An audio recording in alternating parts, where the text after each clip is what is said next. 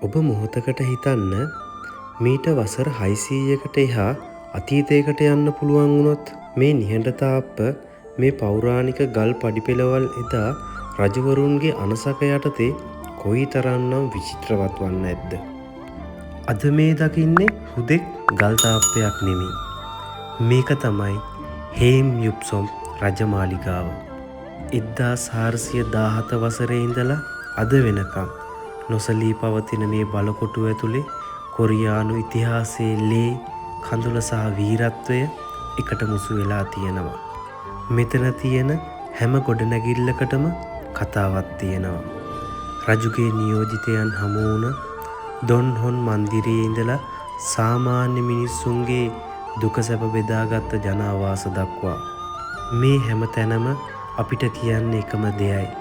කාලය ගෙවී ගියත් අපි ගරු කළ යුතු අභිමානවත් අතීතයක් අපිට තිබුණු බව. අතීතය කියන්නේ මිය ගිය දෙයක් නෙමෙයි. ඒක අපේ වර්තමානයට පණ දෙන මහා ශක්තියක්. ඉතින් එන්න මේ නිහඬ ඉතිහාසයේ දෙස ආදරයෙන් බලන්න. ආදරයෙන් පිළිගන්න ඔයාලා හැමෝම SD World with Life YouTube නාලිකාවට.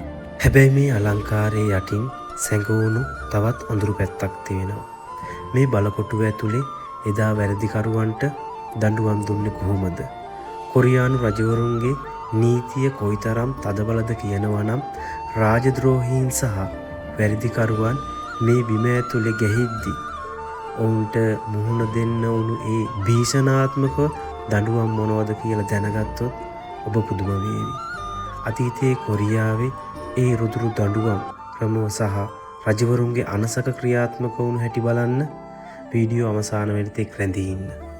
මේ විදියට හේම් යුප්සොම් බලකොටුව ඇතුලේ ප්‍රදර්ශනය කරලා තියෙන විවිධ වර්ගයේ කාලතුවක්කු සහ අවියාවුද දකිද්දි අතීතයේ කොරියානු සොල්දාදුවන් කොයිතරම් දක්ෂ විදියට රට ආරක්ෂා කරලා තියෙනවද කියලා අපිට වැටහෙනවා.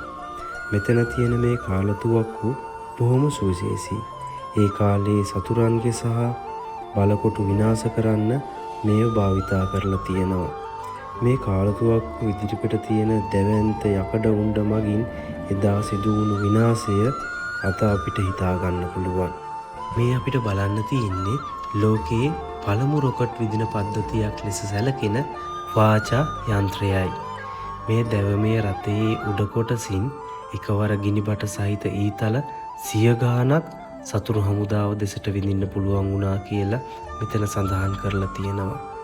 මේ කොරියානු ඉතිහාසයේ ඉතාමත් වැදගත් තාක්ෂණික සොයා ගැනීමක් සහ මගේ ජීවිතේ පළවෙනි වතාවට ලෝකයේ පළමු රොකට් විදින පද්ධතියක් දැකපු අවස්ථාව මේක.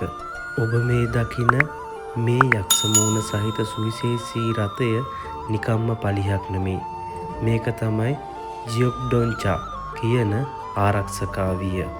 ඉදිරියේ තියෙන බිහිසුණුරුව සතුරන් බීතියට පත් කරන්න වගේම ඔවුන් දෙසට හෙල්ල කිහිපයකින් පහර දෙන්න මේක භාවිතා කරලා තියෙනවා.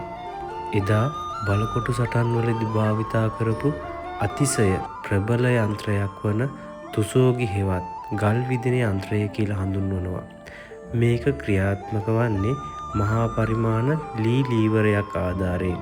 මෙහි ඇති කූඩේ වැනි කොටස විශාල ගල් ගෙඩි හෝ ගිනි බෝල දමලා සතුරු හමුදාව ඉලක්ක කරගෙන බොහෝ ඈතට විදින්න පුළුවන්.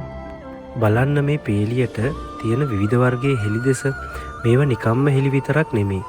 ජෝසෝන් හමුදාවේ පාබල සොල්දාදුවන් සතුරන් ඈත තියා මෙල්ල කරගන්න මේ වගේ අඩි ගණනාවක් දිග ජංචං හෙල්ල භාවිතා කළා. ඊළඟට බලමු කොරියානු සොල්දාදුවන්ගේ ළඟම මිතුරා වුණු මේ කඩු ගැන. මෙතන තියෙන හණ්ඩෝ කඩු නිර්මාණය කරලා තියෙන්නේ ඉතාමත් සැහැල්ලු වගේම වේගයෙන් පහර දෙන්න පුළුවන් විදියටයි. ඒ වගේම මේ කොඩි සහිත හෙලිමගින් යුද පෙටියේ විවිධ සංඥා නිකුත් කරන්න ඔවුන් ගොඩක් දක්ෂ වෙලා තියෙනවා කියලා මෙතන සඳහන් වෙනවා. මේ රූප දෙකනුත් දෙයක් සඳහන් කරනවා. මේ රූප දෙකෙන් සඳහන් කරන්නේ ප්‍රධාන දොරටු මුරකරුවන් සහ නගර හෝ බලකොටු ප්‍රධාන මුරකරුවන් හැටියට. වීඩියෝව ආරම්භයේදී මම කිව්ව මතකද මේ බලකොට්ටුව ඇතුලේ එදා වැරදිකරුවන්ට මුහුණ දෙන්න වුණු දඬුවම් හරිම බිහිසුණුයි කියලා. ජෝසෝන් රජවංශ සමයේ කොරියාවේ නීතිය ක්‍රියාත්මක වුණේ ඕහෙයොන් කියන ප්‍රධාන දඬුවම් ක්‍රම 5 යටතේ. කුඩා වැරදිවලට වේවැල් පාරවල් 10 සිට 50 දක්වා ලැබෙද්දී බරපතල වැරදි කළ අයට වේවැල් පාරවල් 100 සහ වසර ගණනාවක බරපතල වැඩ සහිත සිරදඬුවම් නියම වුණා කියලා කියනවා. ඒ වගේම මීට වඩා දරුණු වද හිංසා ක්‍රම කිහිපයක් තිබිලා තියෙනවා. වැරදිකරුවන්ගේ කකුල් දෙක ලී දඬු වලින් තද කරලා ඇඹරීම සහ රත් කළ යකඩ වලින් සිරුර පිලිස්සීම වැනි ක්‍රම බහුලව භාවිතා වෙලා තියෙනවා. අවසානයේ රාජද්‍රෝහීන් වැනි අයට හිමි වුණේ ඉසගසා දැමීම වැනි දරුණු මරණ දඬුවම්. මේක ඇවිල්ලා මේ අපේ දඬු කඳේ ගහනවා වගේ දඬුවමක්. මේ නීති රීති කොයිතරම් තදින් ක්‍රියාත්මක වුණාද කියනවා නම් එදා බලකොටුවේ සේවය කළ කුඩා නිලධාරියෙකුට පවා තමන්ගේ වගකීම පැහැර හැරියොත් මේ දඬුවම් වලින් බේරෙන්න නම් ලැබුණේ නැහැ. අද මේ පේන නිහඬ ජනාවාස එදා මේ වගේ බිහිසුණු නීති රීති වලට යටත්ව තිබුණු බව හිතද්දි පුදුම හිතෙනවා. මෙම ස්ථානය ඇවිල්ලා යාළුවනේ වැරදිකරුවන්ගේ මල පහ කරන ස්ථානය. හැබැයි තාමත් ඒක ඒ විදියටම තියෙනවා. නීතිය සහ දඬුවම් මේ තරම් රුදුරුවත් ඒ හැමදේම පිටුපස තිබුණේ තමන්ගේම දේශය සහ මිනිසුන් ආරක්ෂා කරගන්න එදා රජවරුන් තුල තිබුණු ඒ දැඩි උවමනාව. අද අපි මේ දකින්නේ හුදෙක් ගල් තාප්ප කිහිපයක් විතරක් නෙමෙයි. මේ පස්සයට සැඟවුණු කඳුළු, මේ බිත්තිවල හැපි දෝංකාර දෙන අනසක සහ මේ නිහඬ ගස් හුස්මගත්තු ඒ අභිමානවත් ඉතිහාසයයි. අතීතය කියන්නේ මියගිය දෙයක් නෙමෙයි. ඒක අපේ වර්තමානයට පණ දෙන මහා ශක්තියක්. ඉතින් මේ වගේ උරුමයන් දකිද්දි ඒවා නිකම්ම නරඹලා යනවට වඩා ඒ අතීතයේ ගැඹුර ඔබේ හදවතින්ම විඳින්න. මොකද මේ හැම ගල් පඩියක්ම අපිට රහසින් මුමුණන්නේ අපේ අභිමානවත් අතීතයේ කතාවයි. අතීත කොරියාවේ මේ වගේම තවත් ලස්සන වගේම අභිමානවත් කතාවකින් අපි නැවත හමු වෙමු. මේ තොරතුරු ඔබට වැදගත් වුණා නම් වීඩියෝවට ලයික් එකක් දාන්න. ඔබේ අදහස් කමෙන්ට් එකකින් කියන්න. ඒ වගේම මෙවැනි වීඩියෝ දිගටම බලන්න අපේ channel එක subscribe කරන්න අමතක කරන්න එපා. මේ ගමනට මාත් එක්ක එකතු වුණු ඔබට ගොඩාක් ස්තුතියි. සතුටින් ඉන්න සුබ දවසක් හැමෝටම.